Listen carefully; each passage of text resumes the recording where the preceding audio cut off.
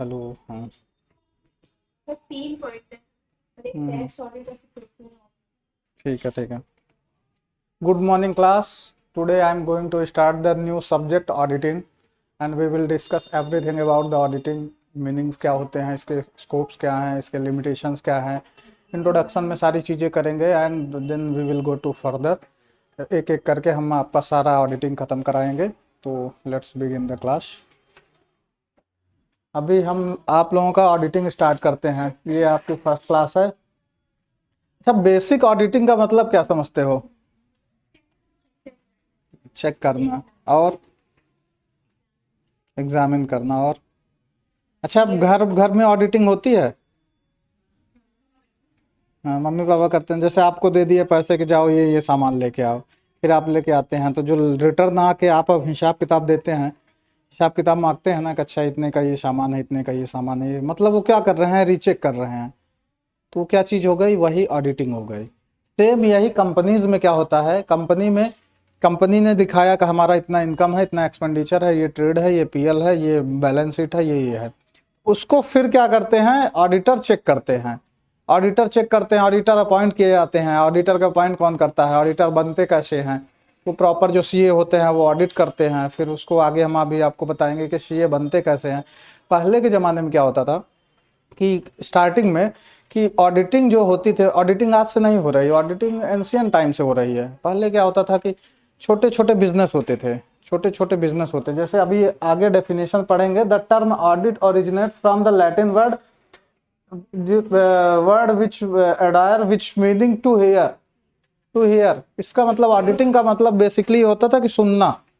Auditing का कि जैसे हमने ये कर लिया, अभी सुनते हैं। तो वो जब बताता था तो सामने वाला पर्सन सुनता था। पहले क्या होता था, बिजनेस होते थे छोटे छोटे, बिजनेस छोटे छोटे होते थे। उसमें ऑडिटिंग क्या होती थी, फॉर्मल तरीके से नहीं होती थी, इनफॉर्मल हो जाती थी। अच्छा इसका ये हुआ, इसका ये, जैसे आपके घरों में होता है। आप घरों में एक एक पेपर पे नहीं लिख के बताते हैं ना, घर के लिए सामान लिख गए, बता दिए इतने का ये था, इतने का ये, इतने का ये था। क्यों? क्योंकि वो छोटी सी चीज हो गई। बिजनेस अगर छोटा सा है तो बिजनेस छोटे से में काम हो जाएगा, लेकिन आज के टाइम पे क्या हो गया, बिजनेस बहुत बड़े बड़े हो गए। बिलियन बिलियन करोड़ के बिजनेस हैं, करोड़ों के बिजनेस चल रहे हैं। तो अभी उसमें ऐसे तो काम नहीं चल पाएगा। तो उसमें प्रॉपर ऑडिटिंग के थ्रू ही पता चलेगा कितना खर्चा हुआ, कितना एक्सपेंस हुआ, कितना इनकम हुई, कहाँ कैसे कितना गया है पैसे। उसका प्रॉपर जो पैरामीटर है उसको चेक करना। ऑडिटिंग में बेसिक मतलब ये होता है, जैसे चेक किया जाता है कि आपके एग्जैक्ट एक्सपेंसेस क्या हैं, आपने जो खर्चे किए हैं वो सही जगह किए हैं या नहीं किए हैं, आपको जो फाइनेंशियल स्टेटमेंट बनाया गया है वो चीज़ें सही है कि नहीं। ठीक, पहले ऑडिटिंग में होता क्या क्या है बेसिकली ये जान लीजिए। जैसे अकाउंट्स में आप पढ़ते हैं ना, अकाउंट में क्या पढ़ते हैं, बुक ऑफ अकाउंट और फाइनेंशियल स्टेटमेंट, दो चीज़ें होती है ना अकाउंट में। बुक ऑफ अकाउंट में क्या क्या चीज़ें आती है, जनरल लेजर ट्रायल, फिर उसके बाद trading, profit and loss and balance sheet, ये चीजें होती है। इन दोनों चीजों को क्या करता है auditing, audit means checking the book of account and financial statement. ये सारी चीजें हैं ना, जो book of account and financial statement, इनका क्या हो गया, इनका चेकिंग करना है। इनका चेकिंग करना ही जो फॉर्मल टर्मिनोलॉजी है कि इनका चेक करना कि ये सही सुबह है कि नहीं। जैसे आपने जनरल एंट्री सही करी है कि नहीं, जनरल एंट्री करेंगे, जनरल एंट्री करते टाइम आप, जैसे आप घर के लिए जब सामान लेके आते हैं तो आप बताते हैं कि ये सामान इतने का है, तो उसका कुछ प्रूफ देते हैं। मतलब जनरली प्रूफ अगर छोटे सामान में नहीं हुआ, बड़े सामान में दिया जाता है ना, एक रिसीट, कि वो रिसीट दो काम करती है। एक तो वो ये प्रूफ हो गया कितने का है, दूसरा प्रूफ ये हो गया कि इस पे जो गारंटी वारंटी लेनी है हमको, फ्यूचर में हम इनकेस अगर कुछ उसमें फॉल्ट आते ले सकें। तो ये जब जनरल एंट्री होती है तो जनरल एंट्री में ये सारी चीजें रखी जाती है ना, अच्छा इस बेस पे ये जनरल एंट्री कर रहे हैं। फिर लेजर को उसको सेपरेट अलग अलग एंट्री कर दिए, फिर ट्रायल बैलेंस बना लिए, फिर इधर ट्रेडिंग अब बना लिए, यहाँ आपको ग्रॉस प्रॉफिट निकाल लिए, फिर पीएल बना लिए, फिर बैलेंस शीट बना लिए। मतलब इन्हीं सारी चीजों को कंपनी बनाती है, और तो कंपनी कुछ नहीं बनाती ना, कंपनी यही सारी चीज बनाती है और कंपनी कुछ नहीं करती है। अकाउंटेंसी में यही सारी चीजें की जाती है, और इन्हीं सबको सही से हुआ है या नहीं हुआ है, इसको कौन चेक करता है, ऑडिटर। अब ऑडिटर भी फिर कैसे होता है, कुछ इंटरनल, कुछ हम खुद हायर कर लेते हैं बाहर से, कुछ ऑडिटर भेजे जाते हैं। जैसे क्या होता है डिपार्टमेंटल ऑडिटर, क्या होता है कि जैसे किसी डिपार्टमेंट ने कुछ काम कराया, फिर वो बुलाता है ऑडिटर। बेसिकली हमेशा ऑडिटर जो होते हैं वो एक्सटर्नल ही होते हैं, इंटरनल नहीं होते। जैसे आप किसी जगह पे वर्क कर रहे हैं, आपने वर्क किया, ये काम है। अब आप उसको ऑडिट रिपोर्ट में दिखाना चाहते हैं कि हमने काम सही किया, तो आप ऑडिटर बुलाएंगे, ऑडिटर आएगा, ऑडिट करके चला जाएगा, एक रिपोर्ट बना दिया कि हाँ आपके एक्सपेंसेस सही हैं। फिर इस पे री ऑडिट कभी कभी गवर्नमेंट कराती है कि नहीं नहीं हमको भरोसा नहीं, फिर गवर्नमेंट अपना ऑडिटर भेजती है। तो ये चीज़ें तो कभी भी ध्यान रखिएगा कि ऑडिटर हमेशा क्या होता है, एक्सटर्नल होता है। लेमेंटर में कि ऑडिटर आप बुला रहे हैं तब भी बाहर से आ रहा है, गवर्नमेंट भेज रही है तब भी आ रहा है। ठीक, अभी ये चीज़ें समझ आ गई ना। बेसिकली इन चीज़ों का चेकअप करना ही ऑडिटिंग है। अभी आ जाते हैं डेफिनेशन पे। डेफिनेशन मैं निकाल दिया हूं 2-3।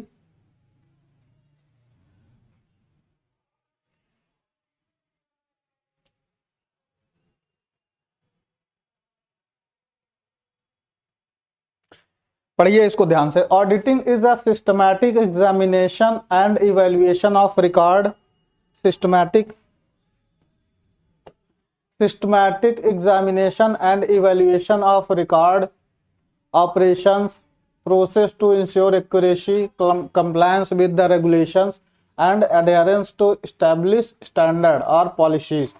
It is a critical process in many industries ensuring accountability, transparency, integrity and operation. एक चीज ध्यान रखिए, क्या क्या होता है अकाउंट, यही सारी चीजें हो रही है ना, रिकॉर्ड, ऑपरेशन, प्रोसेस, ये जो सारी चीजें गवर्नमेंट मतलब कंपनी के अंदर हो रही है।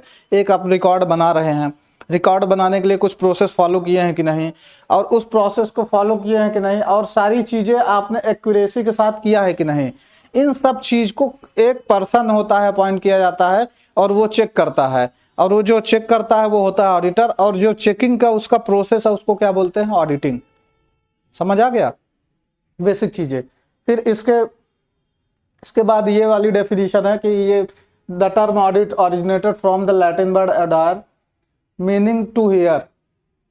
Historically auditor would listen to the oral account of the financial transaction, but today auditing is a sophisticated process involving detail scrutiny and record and system. देखिए बोल रहा है ना, historically auditor would listen to oral accounts of the financial transaction, मतलब पहले के जमाने में क्या होता था, बिजनेस छोटे छोटे होते थे, ट्रांजेक्शन कम होते थे, तो ऑडिटर क्या करता था कि जैसे वो यही चीज करता था, ठीक है किसी ने खर्च किया, किसी ने इनकम कहीं से हुई तो वो बता दिया ओरली, अच्छा यहाँ इतना खर्च हुआ, यहाँ इतना खर्चा हुआ, यहाँ इतना खर्चा हुआ। तो वो क्या होता, ऑडिटर क्या करता था, टू हियर, ऑडिटर सुनता था।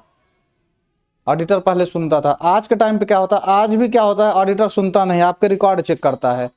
ठीक है, पहले सुन लेता था, अब देख ले रहा है। समझ आ गया। फिर ये है उसी की सेम डेफिनेशन है कि next definition, auditing is the systematic and independent examination of financial statement. Systematic and independent examination of financial statement, record, operation and performance of organisation to ensure accuracy, compliances with applicable law and adherence to established standard। ठीक, फिर इसके बाद है यहां तक, इसको ध्यान से पढ़िए क्या है, ध्यान से पढ़िए क्या लिखा हुआ है। Auditing is a systematic and independent examination, मतलब सिस्टमेटिक मतलब प्रॉपर वे में किया जाता है, और इंडिपेंडेंट एग्जामिनेशन मतलब, इंडिपेंडेंट का मतलब क्या होता है, आत्मनिर्भर। इंडिपेंडेंट का मतलब है उसके ऊपर किसी तरह का बाउंडेशन नहीं होता, पर्सन अनबायस्ड होगा। समझ में आ गया। इंडिपेंडेंट का मतलब ये हो गया, इंडिपेंडेंट जैसे बोलते हैं ना कि नौकरी करो और इंडिपेंडेंट हो जाओ, इंडिपेंडेंट हो जाओगे तो आप अपने मन का करोगे, तो यही चीज होता है कि systematic and independent examination of किस किस चीज का, financial statement, record, operation and performance of organisation to ensure, किस लिए होता है, accuracy, compliance with the applicable law and adherence to establish the standards। ये सारी चीजें होती है। मतलब अगर ऑडिटिंग नहीं होगी तो क्या होगा, अगर कंपनी में ऑडिटिंग नहीं होगी तो क्या होगा, हाँ, और मतलब एक चीज तो आपको समझ आ गया कि एक्सपेंस ज्यादा दिखा देगा मतलब एक्यूरेसी नहीं दिखाएगा, और ये जो अप्लीकेबल लॉज है, यहाँ टैक्स से चोरी करेगा, लॉ को फॉलो नहीं करेगा। मतलब ये सारी चीजें हैं ना, कुछ कुछ चीजें हैं जो गलत तरीके अपना लेगा। वो गलत तरीके किस लिए अपनाएगा, प्रॉफिट बढ़ाने के लिए, प्रॉफिट बढ़ाने के लिए कि ये जो एम्प्लॉय होगा जो खर्चों का देख रहा होगा तो सब क्या कहते हैं कि यही करप्शन करेगा ना। कोई सामान लेके आएगा 500 रुपए का और बताएगा 1000 रुपए का है, तो वो क्या होगा, वो 500 रुपए का करप्शन हुआ ना। इन सब चीजों का चेकअप कैसे करेंगे आप? ऑडिटिंग से करेंगे ना, ऑडिटिंग से करेंगे। जैसे होता है ना कि आप बता दिए कि पापा इस महीने थोड़ा पैसे ज़्यादा ज़रूरत है, फीस देना है, ये है वो है, तो पापा पूछते हैं ना कि हाँ बेटा, अब वो तो ऑडिट करने जाए तो वो तो वही पुराना तरीके से सुन रहे हैं ना, खाली सुन रहे हैं कि अच्छा हाँ बताओ। तो आप बताते हैं ना कि पापा इतना इतना खर्चा है, इतना इतना रुपए एक्स्ट्रा चाहिए, फीस देना है, बुक लेना है, कपड़े खरीदना है, ठंडी आ गई है, तो वो क्या कर रहे हैं, आप बता रहे हैं ना।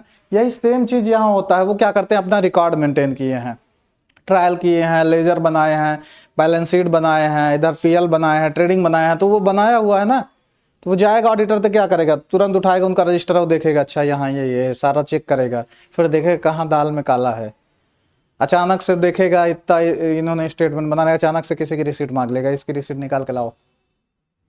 ठीक, इन सारी चीजों को किस लिए चेक किया जाता है, एक्यूरेसी ताकि मेंटेन रहे। दूसरी चीज क्या है, जो लॉ है एप्लीकेबल उनको फॉलो किया जा सके, और जो स्टैंडर्ड है उनको फॉलो किया जा सके।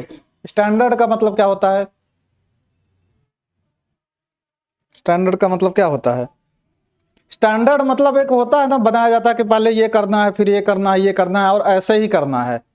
स्टैंडर्ड ये बनाया जाता है। जैसे बोलते हैं ना कि अपने वर्क का कुछ स्टैंडर्ड बनाओ, वर्क का स्टैंडर्ड बनाओ, अपना स्टैंडर्ड बढ़ाओ, अपना स्टैंडर्ड बनाओ। कि जैसे लेट आ रहे हो डेली, तो कहते हैं कि यार कम से कम ये स्टैंडर्ड सही रखो, ऑन टाइम पे आओ, पंक्चुअल हो जाओ। तो ये सारी चीजें किससे होगी, ऑडिटिंग अगर नहीं करेंगे तो नहीं होगी। मतलब ऑडिटिंग एक तरह से समझ लीजिए कि पुलिस का डंडा है कंपनी पे, कि आप अगर कुछ इधर से उधर किए तो ऑडिटर आएगा और पकड़ लेगा। अब ऑडिटर से बच सकते हैं, इतने स्किल्ड हैं तो बचिए, और लोग ऑडिटर से भी बच जाते हैं। ठीक, लेकिन अगर ऑडिटर पकड़ेगा तो बताएगा कि यहाँ फालतू की चीज़ें हुई है, यहाँ फालतू के एक्सपेंस हुए हैं, और वो पकड़ेगा तो क्या करेगा, लगाएगा पेनाल्टी, और वो पकड़ लिया तो किसकी सैलरी से कटेंगे। अच्छा, पब्लिक कंपनी जो होती है, पब्लिक लिमिटेड कंपनी, इंडिया में जैसे कंट्रोलर एंड ऑडिटर जनरल होता है ना, CAG, article 148 controller and auditor general होता है। तो ये जो कंट्रोलर एंड ऑडिटर जनरल का मतलब होता है, कंट्रोलर का मतलब बनाना और ऑडिटर जनरल का मतलब ऑडिट करना। पहले क्या होता था कि जैसे ब्रिटेन में स्टिल अभी भी चलता है कि कैग ही दोनों काम करता है, इनकम एक्सपेंस की चीज़ें देता भी है और उसका रिकॉर्ड भी मेंटेन करता है, इसलिए उसका नाम था controller and auditor general of India. लेकिन इंडिया में जो वर्किंग होती है वो सिर्फ ऑडिटर जनरल ऑफ इंडिया का होता है। मतलब जो पैसे देना कहाँ है, कितना देना है, ये वो नहीं काम करता। तो कैग का काम करना है तो ऑडिटिंग। अब कैग जब काम करता है तो वो यही सब देखता है ना, ये सब देखता है। जैसे वो ये तो आप कंपनी में पढ़ रहे हैं, लेकिन जब किसी के पर से पैसे निकल रहे हैं, जैसे गवर्नमेंट के पर से पैसे निकल रहे हैं, consolidated fund of India, contingency fund of India, इससे जब पैसे निकल रहे हैं तो ऑडिटर क्या करता है, कैग जो है वो चेक करता है, अच्छा यहाँ से इतना पैसा निकला है, यहाँ से इतना पैसा निकला है, यहाँ से इतना पैसा निकला, अच्छा इस स्कीम के लिए इतना बताया गया है, तो इस स्कीम के लिए इतना गया है कि नहीं गया है। और वो चेक करके फिर बनाता है, एक रिपोर्ट बनाता है, और वो रिपोर्ट ले जाके प्रेसिडेंट साहब को दे देता है, और प्रेसिडेंट साहब पार्लियामेंट के सामने रख देते हैं। तो एक पब्लिक अकाउंट कमेटी होती है, वो उस रिपोर्ट को देखती है, और उस रिपोर्ट में फिर देखती है। तो कैग रिपोर्ट बना के दे रहा है तो वहीं से पता चल रहा है, वो जब रिपोर्ट बना के देता है तो वहीं से पता चलता है अच्छा आपने करप्शन किया है तो क्या होगा, पकड़ा जाएंगे। कैग रिपोर्ट बना के दे देगा, अच्छा इसमें इतने करोड़ का करप्शन हुआ है, इतने हज़ार, इतने 500, इतने 100 करोड़ का करप्शन हुआ है। तो फिर क्या होता है, वो आती है तो फिर मीडिया वालों को मिल जाता है, अपोजिशन को मिल जाता है, तो फिर इस पर होता है हंगामा। अब पब्लिक की आँख खुलती है, अच्छा यहाँ करप्शन इतना हुआ है, यहाँ करप्शन इतना हुआ है। फिर पब्लिक नेक्स्ट टाइम क्या करती है, वोट उस सरकार को नहीं देती। सेम यही चीज़ है, सेम यही प्रोसेस है, समझ गए। कैग का काम ही है, कैग ही क्या है, इंडिया का जो मेन सबसे बड़ा ऑडिटर है कैग है। और इसी के छोटे छोटे ऑडिटर के रूप में क्या करते हैं, जो छोटे छोटे ऑडिटर हैं जाके काम कर रहे हैं, अपना कंपनी में काम कर रहे हैं। तो सेम यही प्रोसेस कंपनी में फॉलो होता है, सेम यही प्रोसेस पब्लिक कंपनी में, private company, public company, same यही गवर्नमेंट का जो एक्सपेंडिचर है। मतलब गवर्नमेंट भी बच नहीं पाती ऑडिटर से, वो भी दिखाना पड़ता है कितना पैसा यहाँ गया, इतना पैसा, वो उसकी भी चेकिंग होती है, कैग बनाया जाता है इसीलिए। समझ आ गया। फिर इसके बाद इनके डेफिनेशन देख लीजिएगा आप लोग, ये लिख दिया हूं मैं, टेलर एंड पेरी की डेफिनेशन। इनकी डेफिनेशन मतलब जनरली अच्छी मानी जाती है, इसलिए कि टेलर और पेरी की ये डेफिनेशन है, ये आप लोग देख लीजिएगा एक बार। अभी आगे बढ़े, बाकी ये सेम चीज वही है जो हमने बताया था। ये हमने बता ही दिया कि ऑडिट में बेसिक होता क्या है, जो बुक ऑफ अकाउंट है और फाइनेंशियल स्टेटमेंट है, इसकी क्या होती है, चेकिंग होती है।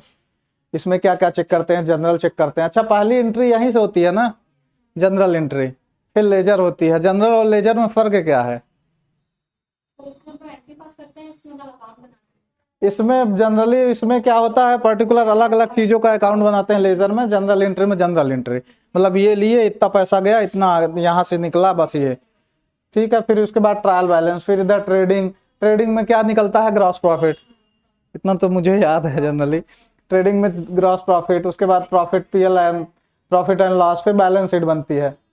अच्छा, ये बैलेंस शीट जैसे यहाँ बनती है, आपको फिजिकल पॉलिसी में बताया था ना, कितना इनकम होता है, इतना एक्सपेंडिचर होता है, और उन बीच में जो डिसमैच होता है वो क्या होता है, फिजिकल डेफिसिट हो जाता है ना। यहाँ जो बैलेंस शीट है, लायबिलिटी एंड असेट्स, यहाँ बराबर करना होता है ना। अगर यहाँ बराबर नहीं होगा तो थोड़ा डिस्टर्ब हो जाएगा ना कि ये कहाँ जा रहा है। अच्छा, आप लोग चीट कोड अपनाते हैं एग्जाम में कि जैसे नहीं बराबर हो, जबरदस्ती का कुछ लिख दिए? ये जनरली सारे लड़के करते हैं कि नहीं मैच हुआ तो फिर देखते हैं ना ड्राइंग, जो कुछ गड़बड़ हो रहा था तो वहाँ कुछ भी डाल दिए, है ना, तो वो मैच करा देते हैं। मतलब इधर ये सब गड़बड़ रहेगा, लेकिन लड़कों की बैलेंस शीट मैच रहती है। और जनरली जब जाओ तो कभी भी जब पूरा सवाल सॉल्व कर लो, पूरे क्वेश्चन, और लास्ट में जाओ तो कुछ ना कुछ डिसबैलेंस हो जाता है, कितने अच्छे से भी करो। तो ये सारी चीजें होती है। अब ऑडिटिंग, जैसे ऑडिटिंग के बाद चल रही है, तो ऑडिटिंग स्टार्ट कब हुआ, हिस्ट्री जानना भी जरूरी है कि ऑडिटिंग स्टार्ट कब हुई। मतलब कहते हैं कि अगर आप अपने कल्चर के इतिहास के बारे में नहीं जानते तो आप अपना कल्चर नहीं जानते। वैसे ही सेम चीज, अगर ऑडिटिंग की हिस्ट्री नहीं जानते तो ऑडिटिंग नहीं जानते। अभी इंडिया में ऑडिटिंग कब शुरू हुई, वर्ल्ड में ऑडिटिंग कब शुरू हुई, ये चीज़ तो आपको जानना पड़ेगा ना। जब यही चीज़ नहीं जानेंगे तो क्या है, मतलब कि ये बेसिकली आपको जानना है कब से ऑडिटिंग शुरू हुई है, अभी किस लेवल की ऑडिटिंग हो रही है। मतलब एक जमाना था कि सिर्फ ओरल से ऑडिटिंग हो जाती थी, आज के टाइम पे ऐसा है कि डिजिटली ऑडिटिंग हो रही है। डिजिटली ऑडिटिंग हो रही है, जैसे डिजिटल चीज़ों की ऑडिट कैसे करेंगे, डिजिटल चीज़ों की ऑडिट कैसे करेंगे, जो मतलब डिजिटल से स्टार्ट ही हुआ, जिसका कोई रिकॉर्ड नहीं, सिर्फ ऑनलाइन प्लेटफॉर्म है, तो उसको उस तरीके से करेंगे ना।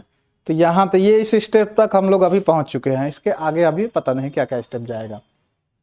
ठीक है, ठीक। उसके बाद इसमें देखिए, auditing as the component of practice dated back to thousands of years, evolving in response to the need of accountability in the financial and organizational management. Below is timeline of the, ये नीचे timeline हमने mention कर दिया है। मतलब auditing आज से नहीं चल रही है, auditing thousand of the year से चल रही है, मतलब एंशियंट टाइम से चल रही है। इंडिया में ऑडिटिंग का आपका कॉन्सेप्ट सुनेंगे जब, तो वो कौन थे, चंद्रगुप्त मौर्य के टाइम, जिन्होंने चंद्रगुप्त मौर्य को राजा बनाया था, क्या नाम था उनका, चाणक्य। चाणक्य की जब अर्थशास्त्र पढ़ेंगे तो उसमें ऑडिट का जिक्र है, उसमें आपको ऑडिटिंग का जिक्र मिल जाएगा। मतलब समझिए कि कहाँ अशोक चंद्रगुप्त मौर्य का टाइम और उस समय ऑडिटिंग हो रही है इंडिया में। ऐसे ही वर्ल्ड में जब जाएंगे तो वर्ल्ड में और पहले है।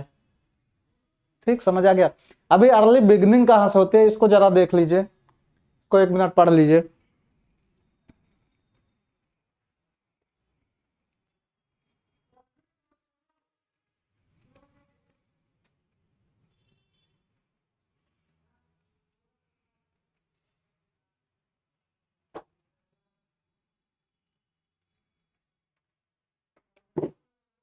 ऑडिटिंग देखिए, एंशियंट सिविलाइजेशन, एंशियंट सिविलाइजेशन 2 जगह मानी जाती है। एंशियंट सिविलाइजेशन कोई बोलते हैं मेसोपोटामिया वाली सबसे पुरानी है, कोई बोलते हैं इंडस वैली सबसे पुरानी है।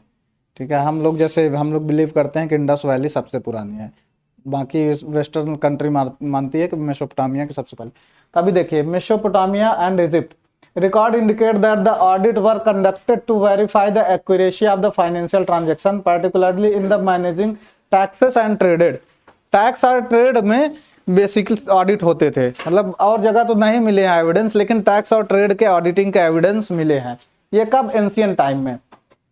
फिर उसके बाद आइए ग्रीस और रोमन, तो बोलते हैं ना ग्रीस सबसे पहले वेस्टर्नाइज हुआ था। जब मॉडर्नाइजेशन स्टार्ट हुआ है 1500 के राउंड, तो सबसे पहले मॉडर्नाइजेशन कहाँ हुआ, इटली में। लेकिन जब उससे भी पहले जाएंगे तो सबसे पुराना शहर कौन बसा था, ग्रीस। ग्रीस मतलब बोलते हैं ना कि एथेंस वगैरह में भगवान वगैरह का कॉन्सेप्ट चलता था ना उनके। तो जब आप एंशियंट में पढ़ेंगे तो ग्रीस वगैरह मतलब इससे भी सबसे पहले यही था, ग्रीस और रोम वगैरह में हुए हैं। तो आज भी देखिए रोम वगैरह में जो मेन होते हैं ना क्रिश्चियंस का जो सबसे मेन जगह यही है रोम वगैरह में, वेटिकन सिटी वगैरह।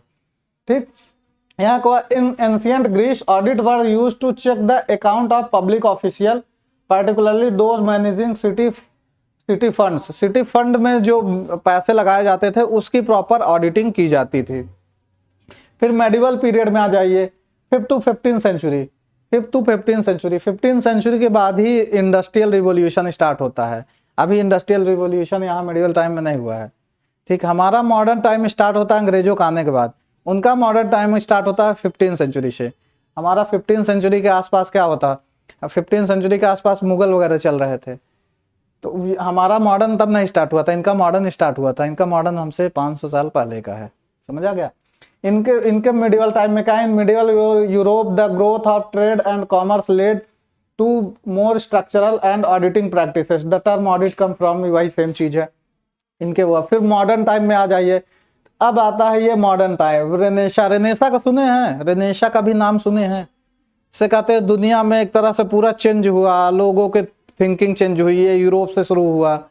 ये कभी सुने हैं, पढ़े हैं? रेनेसा एक वो दौर था, कहते हैं कि जो ब्लैक चीजें थी, ब्लैक चीजें मतलब लोगों का बिलीव इधर उधर हर चीज, तो इन चीजों को पुनः से सारी चीजें चेंज की गई। तो वो जो कहते हैं कि पुनर्जागरण हुआ है उसी को बोलते हैं रेनेसा पीरियड। मतलब यहीं से दुनिया में चेंजिंग स्टार्ट हुई है, यहीं से दुनिया मॉडर्नाइज हुई है।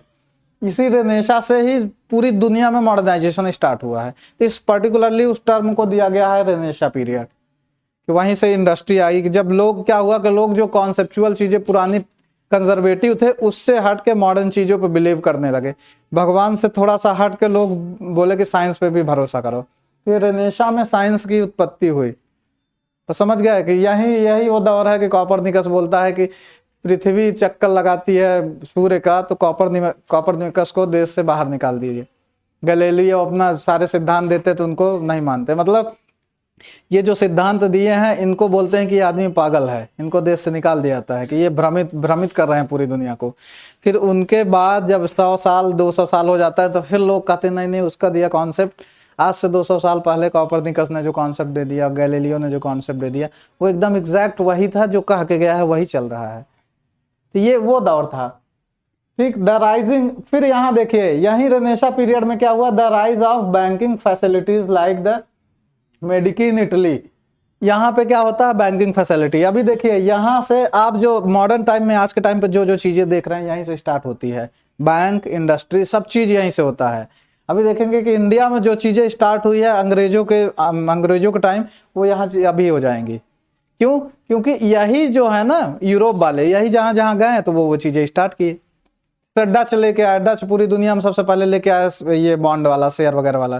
तो डच जहां जहां पहुंचे तो पहले शेयर का सिस्टम स्टार्ट किए, स्टॉक मार्केट लेके आए। उससे पहले नहीं था। तो ये कहाँ के थे, यूरोप के। और यहाँ का हो गया, मतलब एक चीज आप समझ लीजिए, पूरी दुनिया में सबसे पहले कौन इंडस्ट्रियलाइज हुआ, कौन वेस्टर्नाइज हुआ है, यूरोप। सबसे एडवांस कौन है, यूरोप। इसीलिए आज भी देखेंगे ना यूरोप हर कंट्री से 100 साल 200 साल एडवांस है। मतलब 1700 कुछ में ये यूएसए आजाद होता है। अब तब तक यूरोप क्या था, पूरी तरह से वेस्टर्नाइज हो चुका था, सब जगह कॉलोनी बना चुका था। जैसे इंडिया भी कॉलोनी हो चुकी थी इंग्लैंड की, उधर ऑस्ट्रेलिया कॉलोनी हो चुकी थी। तो यहाँ देखिए, the rise of banking families like the Medici in Italy require systematic accounting and auditing to manage the large financial operation. अभी देखिए यही हो गया, double entry book keeping developed by Luca Pacioli, क्या पैसियोली इन 1494। ये देखिए ये 1494 है। और इसके जस्ट बाद 1498 में 1498 में वास्को डी गामा कहाँ आया, इंडिया। मतलब वास्को डी गामा इंडिया आने से पहले ही वहां क्या हो गया है, ऑडिटिंग स्टार्ट कर दिए हैं। डबल एंट्री का सिस्टम आ चुका है। समझ आ गया कि मतलब कितना एडवांस है वो। हमारे यहाँ जब आते हैं वास्को डी गामा तो फिर इसके बाद ये सारी चीजें कॉन्सेप्ट चलता है, लेकिन उससे पहले वहाँ मतलब बैंकिंग सिस्टम स्टार्ट हो चुका है। इंडिया में भी चल रहा था, ऐसा नहीं है। इंडिया में भी चल रहा था, दूसरे तरीके से चल रहा था, राजाओं के टाइम पे चल रहा था। इंडिया में भी आपको दिखाएंगे कि मैगस्थनीज वगैरह जब आए हैं तब भी चल रहा था, अशोक के टाइम चल रहा था। ठीक, फिर ये क्या हो गया, become the foundation for the modern accounting and auditing. मतलब एक बार आप समझ लीजिए, double entry book keeping developed by the Luca Pacioli in 1494 become the foundation for the modern accounting and auditing. अभी ये डेट आपको समझ आ गई ना? पूरे वर्ल्ड में जो मॉडर्न अकाउंटिंग अभी इस समय जो चल रहा है वो कब आया था? यहां से स्टार्ट होता है, यही समझ आ गया ना? अब इसके बाद फिर उसमें क्या होगा, एडवांसमेंट होगा। जो फर्स्ट स्टेप आया है डबल एंट्री कीपिंग, उसके बाद ये बैंकिंग, ये जो राइज ऑफ बैंकिंग फैमिलीज कहाँ से स्टार्ट होता है? यहीं से। समझ आ गया? मतलब वो रेनेसा का जो दौर है वहीं से सारी चीजें होता है। वो रेनेसा में बहुत सारी चीजें हुई थी। मतलब उस समय एक दौर बोला जाता है कि इसी रेनेसा की देन है कि फ्रांस में रिवॉल्यूशन हो गई, इसी रेनेसा की देन है कि रशिया में रिवॉल्यूशन हो गई। नहीं, इससे पहले इतने तगड़े लेवल का करप्शन था कि जैसे कहते थे कि हमसे पाप हो गया है। वो जाता था चर्च में, जो फादर होते थे, तो फादर ऐसे हथौड़ी रखे रहते हैं ना, हथौड़ी मारते हैं ऐसे धीरे से, लो तुम पाप मुक्त हो गए। जैसे हमारे यहाँ कहते हैं ना, चलो गंगा स्नान कर लेते हैं, तो उनका ये कॉन्सेप्ट था। तो उस हथौड़ी को रखने के लिए पैसा लिया जाता था, इस लेवल का करप्शन था। तो उस समय क्या था, रिलीजन हावी था। तो रेनेसां में क्या हुआ कि रिलीजन थोड़ा सा डाउन हुआ, साइंस उठा।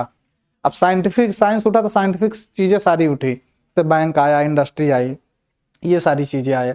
जैसे जब जो फर्स्ट टाइम जिसने कॉन्सेप्ट दिया कि हम एक, जैसे चिड़िया को देख के एक ने कॉन्सेप्ट दिया कि हम ऐसे प्लेन बना सकते हैं, तो उसको पूरे कंट्री में पागल घोषित कर दिए, ये पागलों जैसी बातें कर रहा है। मतलब पूरे दुनिया में जो जो रिवॉल्यूशन हुए हैं स्टार्टिंग में, उनको पागल ही घोषित कर दिया गया। कॉपरनिकस वगैरह को देश से ही निकाल दिए थे।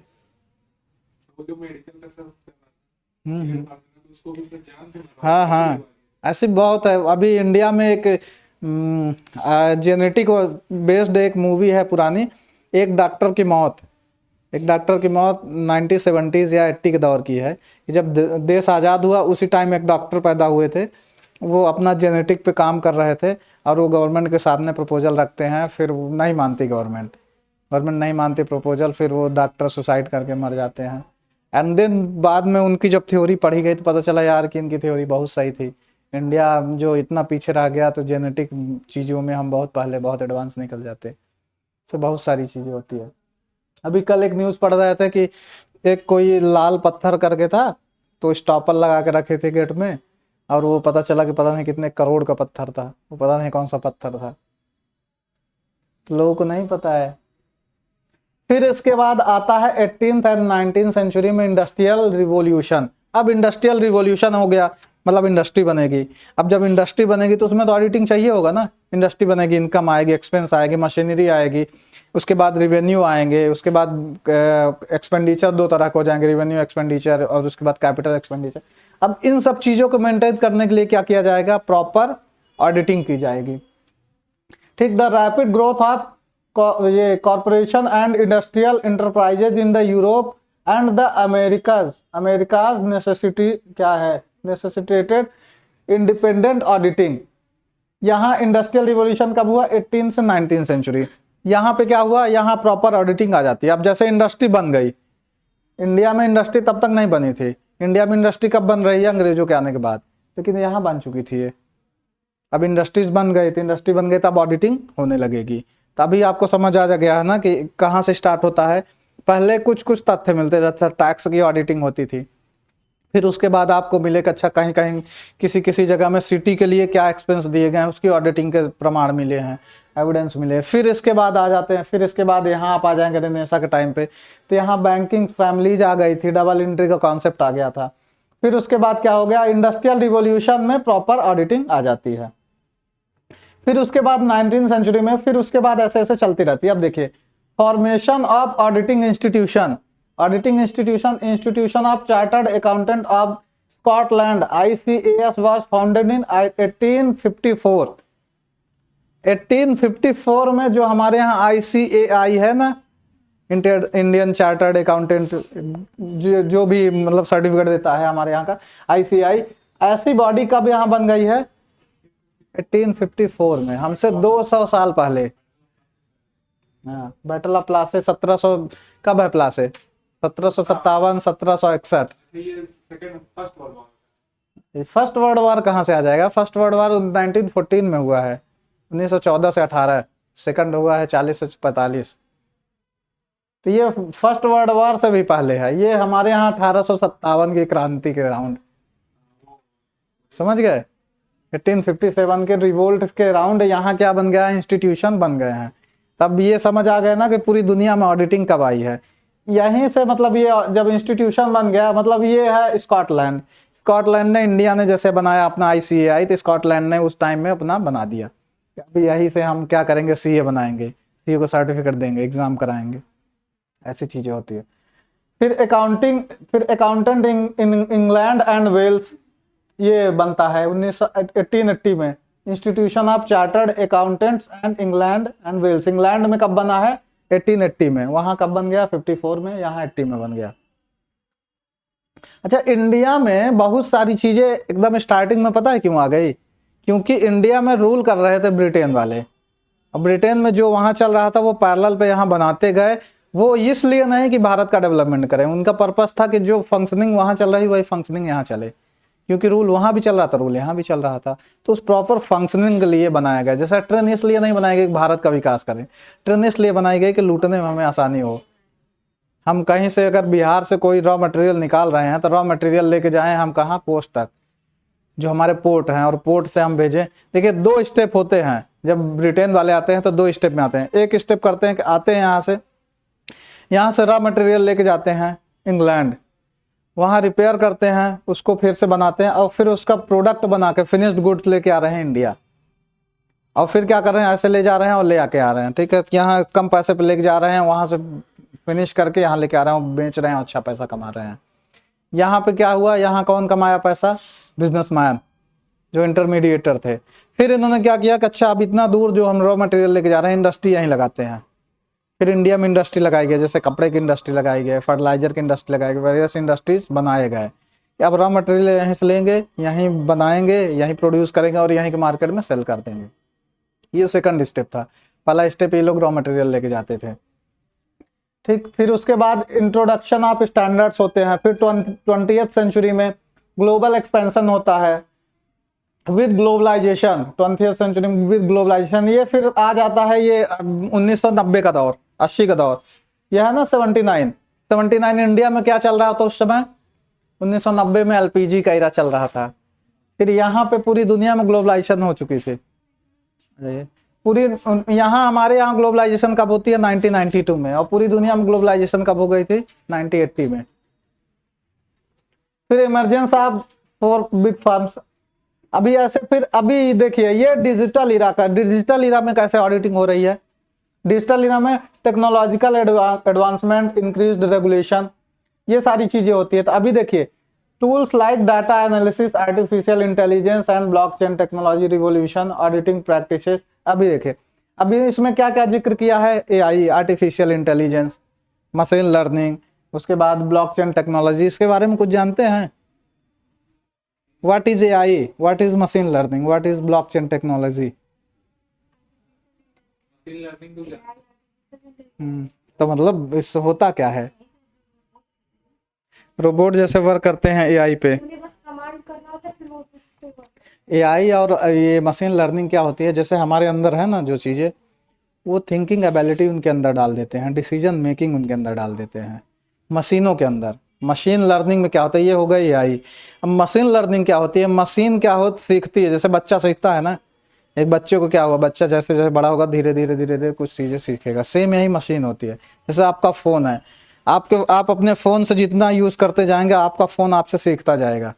मतलब आप किस टाइप के आदमी हैं, आप क्या सर्च करना चाह रहे हैं, ये सारी चीज़ें का आप 2 वर्ड डाल रहे हैं और उसके आगे लिख के आ जा रहा है, होता है ना। सीधे आप स्पेस मारे हो पूरा लिख के आ गया। ये क्या हो गया? ये हो गया मशीन लर्निंग। आप उसको कभी ना कभी सर्च किए हैं, मशीन ने ये लर्न कर लिया है कि ऐसे। तो ये मशीन लर्निंग है। और AI टूल्स क्या होते हैं? जैसे एक सीरीज आप बोल रहे हैं ना ओके गूगल से, कि प्लीज ब्रिंग मी दिस या कुछ भी, कि what is the capital of Australia, तो वो बता रहा है ना कैनबरा मेरे रिस्पॉन्स में। तो ये क्या हो गया? ये एआई हो गया, ये आर्टिफिशियल इंटेलिजेंस हो गया। ये सेम चीज वही हो गया ना, रोबोट आपके फोन में है, और वही सेम चीज रोबोट अगर सामने खड़ा हो जाएगा, आप रोबोट से पूछेंगे, रोबोट बताएगा। अब रोबोट उसका क्या है, जैसे फोन आपको चाहिए चाय के ग्लास, चाय चाहिए, कप चाहिए, तो आपको फोन नहीं ले आकर दे देगा, लेकिन रोबोट क्या करेगा, आप रोबोट को कमांड देंगे, वो जाके लेके आएगा। ये क्या हो गया? ये हो गया आर्टिफिशियल इंटेलिजेंस।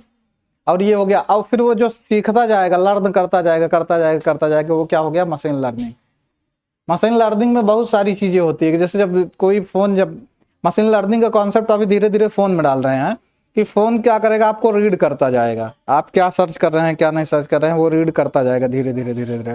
जैसे ये मशीन लर्निंग का कॉन्सेप्ट है कि जब मशीन से आप पूछते हैं, तो वो पूछता है जब स्टार्टिंग में कि सेलेक्ट करने को आता है, तो उसमें बोलता है कि एक्सेंट भी पूछता है कभी कभी कि आपका इंडियन एक्सेंट है, ताकि वो पकड़ ले कि आप कुछ उसको कमांड दे रहे हैं तो पकड़ लेते। ये चीज़ें क्या हो गया? मशीन लर्निंग में चली जाएगी। अब इनका भी इसी तरीके से ऑडिट किया जाएगा ना।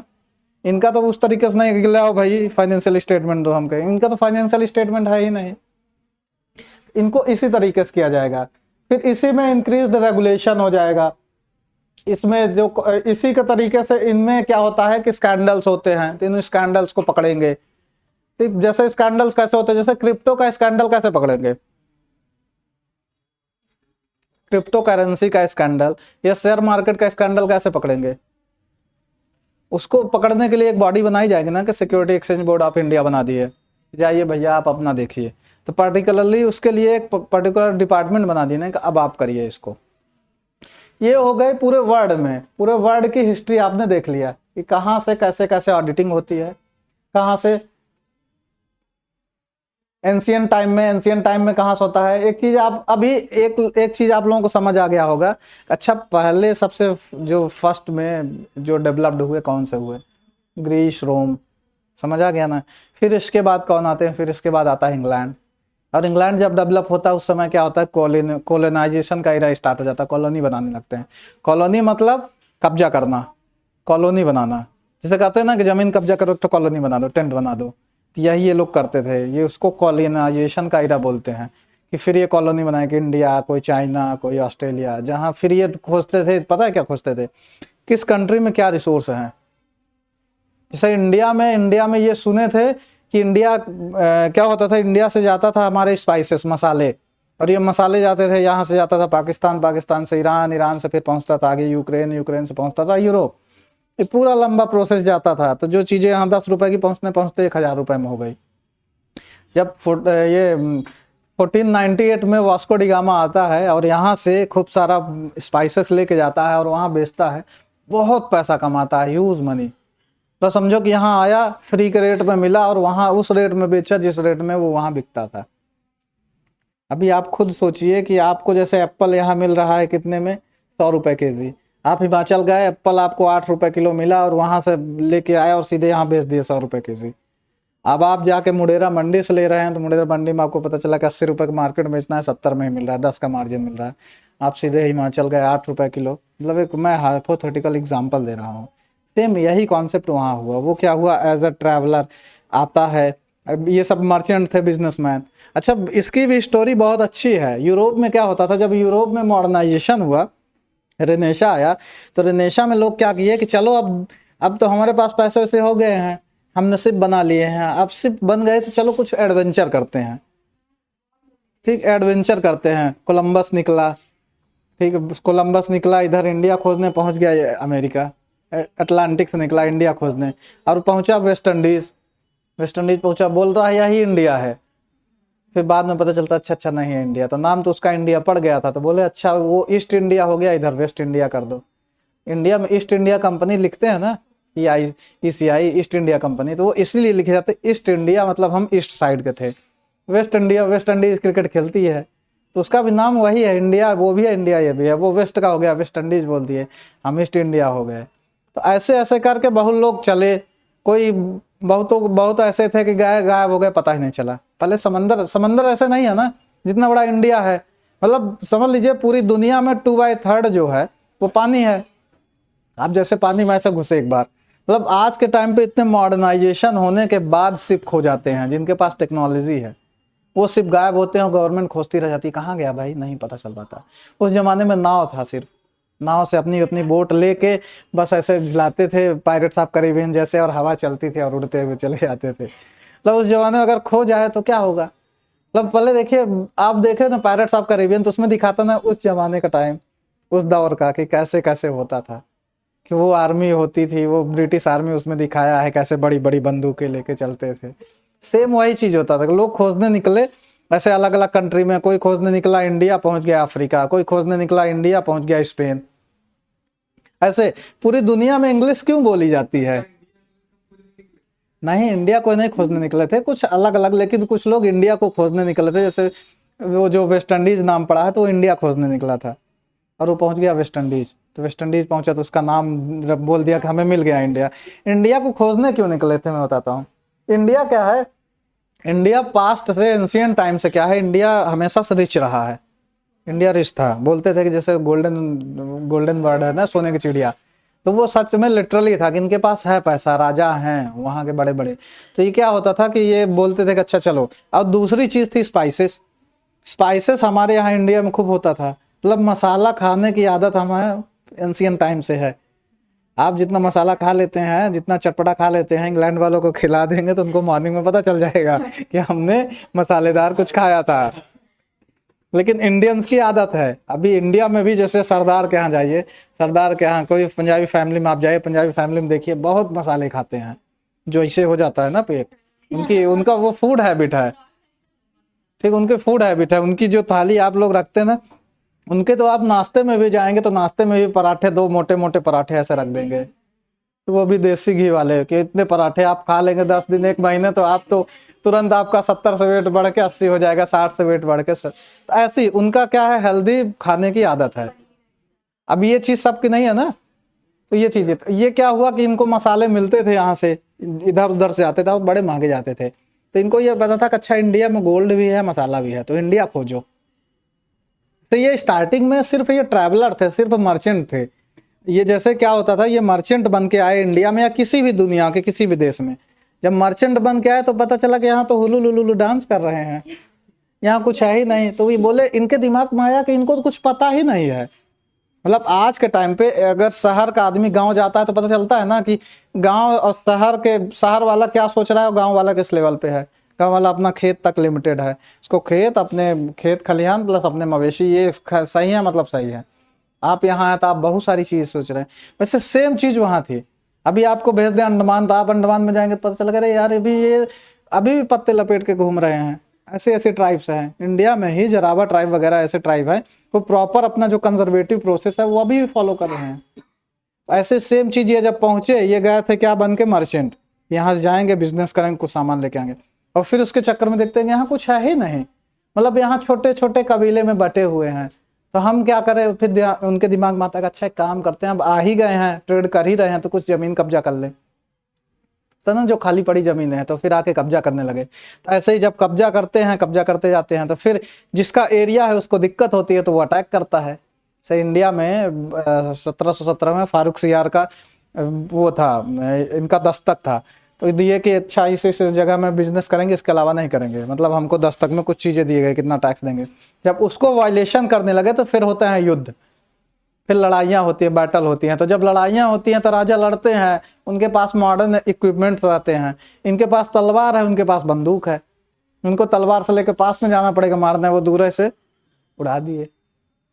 तो उनके पास क्या हुआ कि ये जो फ्यूल वाले आइटम तो आ चुके थे, तभी वो मॉडर्न जो उनके पास हथियार थे, इससे वो क्या किए हैं कि धीरे धीरे धीरे धीरे कब्जा करते गए। और इंडिया में नहीं, सब जगह किए हैं, इंडिया, चाइना, उसके बाद इंडोनेशिया, उसके बाद उधर ऑस्ट्रेलिया, मतलब ये पूरे, और सब छोड़िए, उसके बाद अमेरिका भी इन्होंने कब्जा किया है, लूटा है। पूरा नॉर्थ अमेरिका, पूरा साउथ अमेरिका, सिर्फ यूरोप है। और सुनो, यूरोप में ये जो वर्ल्ड वार होता है ना, ये वर्ल्ड वार चाहे फर्स्ट हो या सेकंड हो, इसके पीछे का सिर्फ ये रीजन था, जर्मनी बोला हमको, जब ये लोग अफ्रीका में लड़े तो कोई अफ्रीका के ये देश ये ले लिया, ये पार्ट ये ले लिया, ये पार्ट वो, ये पार्ट ये ले लिया। अब उसमें क्या होता है, जर्मनी कहा हमको तो मिला ही नहीं, इटली बोला हमको मिला ही नहीं, फ्रांस ज़्यादा ले गया, ब्रिटेन ज़्यादा ले गया। अब ये थे आपस में पड़ोसी, तो कहा अच्छा रुको, जब नहीं मिला तो ये यूरोप में लड़ने लगे आपस में। तो क्या हुआ, गुट बन गया। जैसे जर्मन क्या होता है कि जर्मनी के पास पहले से, हिटलर क्या होता था, अगर वर्ल्ड वार सेकंड हिटलर जीत गया होता तो दुनिया का नक्शा कुछ और होता। हिटलर हार गया तो दुनिया का नक्शा ये है, अगर हिटलर जीता होता। वहां पे क्या हुआ कि इन्होंने बोला कि यार कॉलोनी तो तुम लोग सब लोग ले लिए। जर्मनी बोला कि हम तो सबसे पावरफुल हैं, बोला हमारे पास ऑलरेडी पहले से रिसोर्स है, सबसे ज़्यादा मिनरल जर्मनी के पास थे, हम मॉडर्नाइज थे, हमारे पास कार हैं। सोचिए मर्सिडीज वगैरह उस जमाने में बन गई थी उस टाइम, और इनके पास सब कुछ था। बोले कि तुम सब जाके कब्जा कर लिए, हमको कुछ लेने ही नहीं दिए कुछ। तभी ये खिसियाया, कहा नहीं नहीं ऐसे नहीं चलेगा। बोला हमको कॉलोनी चाहिए, नहीं हम अटैक करेंगे। तो फिर ये अटैक करते हैं तो फिर होता ना, किसको किसको नहीं मिला, वो अपना गुट बना लिए। जर्मनी की तरफ पहुंच गया इटली, और इटली भी पहले का मॉडर्न है, जर्मनी भी मॉडर्न। इन्होंने कहा सबसे पहले मारो फ्रांस को। सबके बीच में ये एक तरफ, इंग्लैंड एक तरफ, बीच में पड़ता है फ्रांस। सारे युद्ध में फ्रांस मारा जाता है, सबसे पहले फ्रांस पर अटैक कर देते हैं। ऐसे करके युद्ध स्टार्ट होता है, और उस कॉलोनी के चक्कर में ही वॉर हुए हैं। तीन कंट्री ग्रुप बना लेते हैं ना, 3 4 बहुत सारे। फिर ग्रुप में अलग अलग पूरी दुनिया 2 भागों में डिवाइडेड हो गई थी। सेकंड वर्ल्ड वार में क्या हुआ कि ये बोला, मतलब अमेरिका हम कूदेंगे ही नहीं, तो अमेरिका को कुदाया है जापान ने। जापान, वहाँ उनका एक पर्ल हार्बर हवाई आइलैंड पर बेस है, वहाँ पे जाके गोलाबारी कर दी। मतलब पूरा बेस कैंप जो था उनका एयरफोर्स का, वो ख़त्म कर दिया। फिर अमेरिका गुस्सा आ के इनके ऊपर न्यूक्लियर बम गिराया है।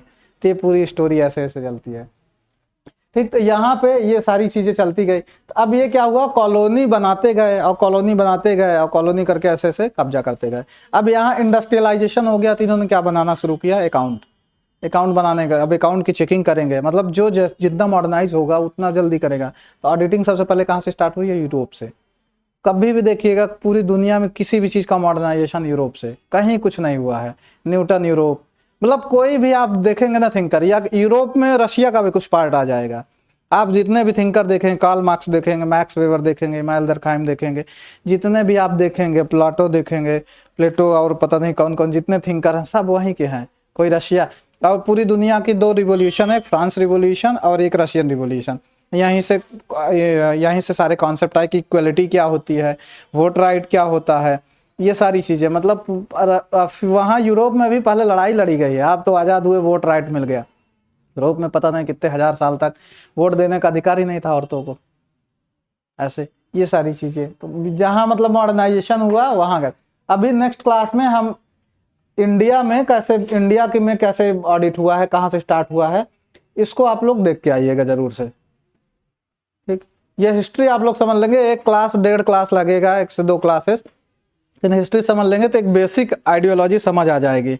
हिस्ट्री होने से होता है कि जब आप आंसर राइटिंग करते हैं, कुछ नहीं समझ आएगा तो आप हिस्ट्री ही मार देंगे, क्वेश्चन में आंसर लिख देंगे।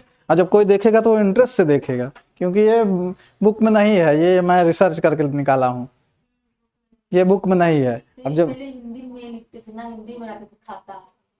हाँ वो वही खाता, श्री गणेशाय ऊपर नमः लिखते थे। क्लास 9 तो ये ऐसी सारी चीजें, तो इसको आप लोग देख के आइएगा। इसको हम नेक्स्ट क्लास में फिनिश करेंगे, and then we will further go,